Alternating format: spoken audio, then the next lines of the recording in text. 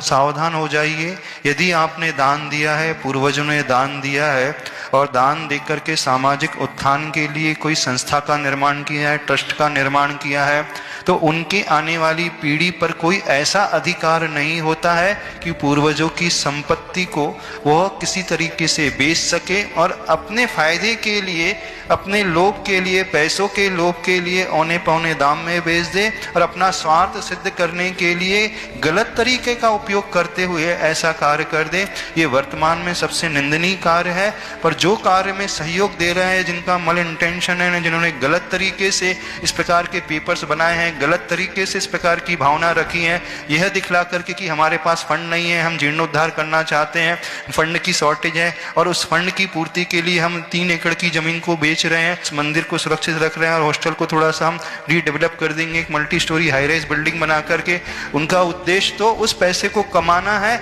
और गलत तरीके से बेच करके अपने जीवन के लिए लगाना है। तो आप ये देखो, सोचो कि आपके पूर्वज तो समाज कल्याण के लिए क्या करके गए हैं। होना तो ये चाहिए आने वाली पीढ़ी अपने दादा परदादाओं का नाम ऊपर उठाए। जैसे एचएनडी के बारे में कहा है, हीराचंद जी, नेमीचंद जी जो सेवलापुर के महान साधक दानवीर श्रावक थे, उन्होंने इतना बड़ा कार्य उस समय किया। इतनी दूरदृष्टि उनकी रही है कि शिक्षा के क्षेत्र में, धर्म के क्षेत्र में, ज्ञान के क्षेत्र में, समाज उत्थान के क्षेत्र में जैन बच्चों के लिए पढ़ाई कर सके, धर्म आराधना कर सके, सात्विक भोजन की व्यवस्था हो सके, जिनके भविष्य का निर्माण अच्छे से हो सके। न केवल अन्य भी सामाजिक